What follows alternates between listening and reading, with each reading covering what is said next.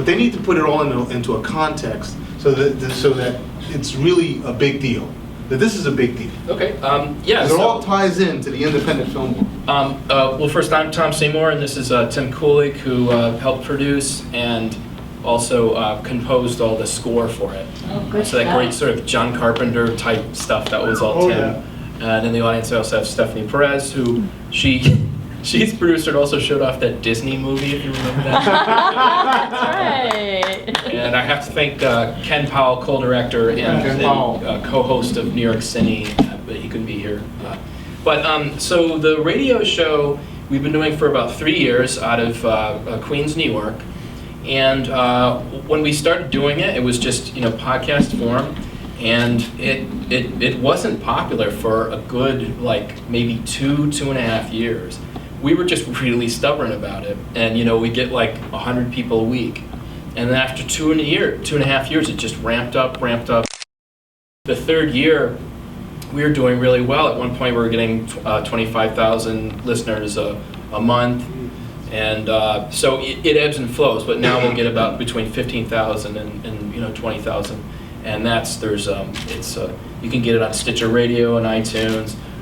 There's video elements to it, and it's really just talking about films we love. We have cool guests. I think we sought you out because I had seen that doc, and I was like, I love this doc.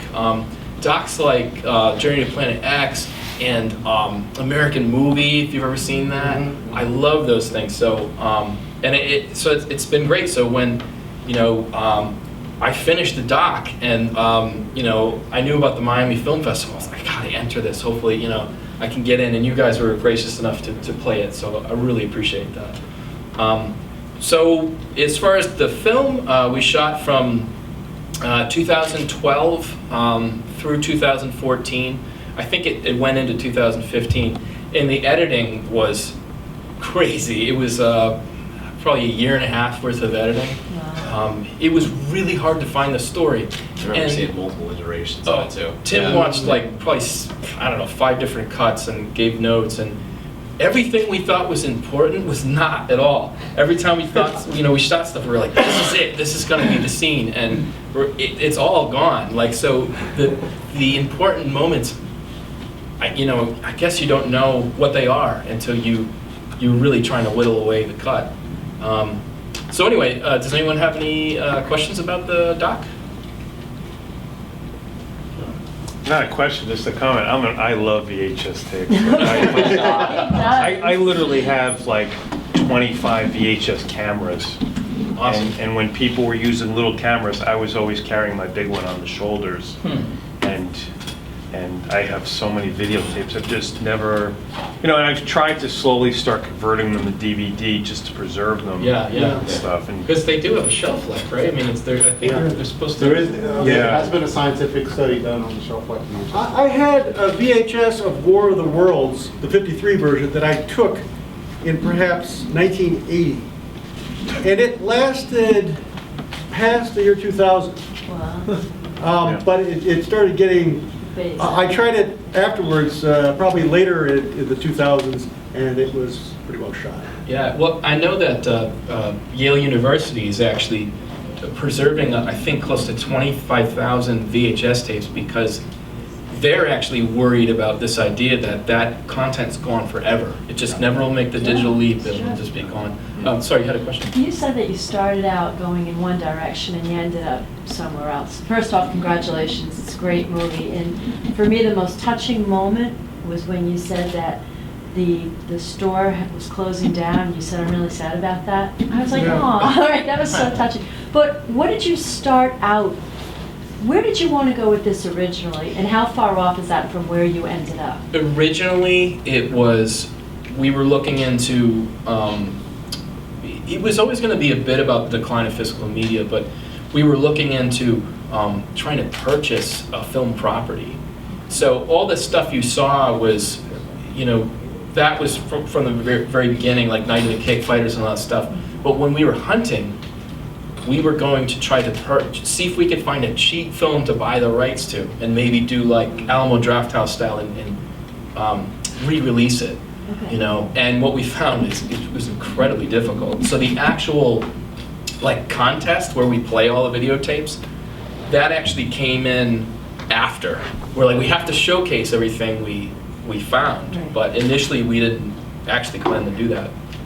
So it was a lot of different things, and for a while it concentrated a little more on some of the release and press behind Mark of the Beast, but it just wasn't as fun. When I went to edit, the fun stuff was like going into the video stores and interviewing some of these guys. Well, the impetus to Mark of the Beast too is that it was public domain, right? That you didn't have to pay an actual royalty to somebody directly, right? Oh, because it was a Kipling. Yeah. Yeah. That Yeah. film, it's Rudyard Kipling's Mark of the Beast, and Rudyard Kipling, that property is public domain. And so, and I love that short story, if you ever read it, Mark of the Beast. So we actually, that's how we came up with that film. But yeah, I mean, it's been a long process, and we actually sold it to Troma Entertainment. So Lloyd, who keeps popping up, Right. so we sold it to them, and yeah, I don't know, do you want to talk about the score at all, or anything like Well, that? it was very interesting because I've worked with Tommy probably, geez, we talked about this the other day, 20 plus years between any VHS, just a camcorder in the backyard, doing some cool skits and some fun stuff, and it evolved. I mean, over the years, we've done so many different things. And when he tapped me to do it, I had done some stuff in the Bloodbath series. First Bikini Bloodbath. I don't know if you've ever heard of those. Those are fun comedy horror things. Kind of a satire that meets what it was like the Scream type of satire, but every assumption you make about horror films is basically wrapped into it. It's just they're hysterical. When he tapped me about this, it has a different connotation because there's some genres that are score driven, right? There's your action adventures are score driven, dramas typically are, although there's dialogue, so you got to pull back. This one in particular, I didn't want to do anything that took away from that dialogue because the whole idea is to really convey what message you're trying to convey, which is, hey, this is declining, what's going on, what's going to happen next, how are we going to continue to produce independent film, independent ideas, independent art, and get it out there when we lost our venue, our biggest venue.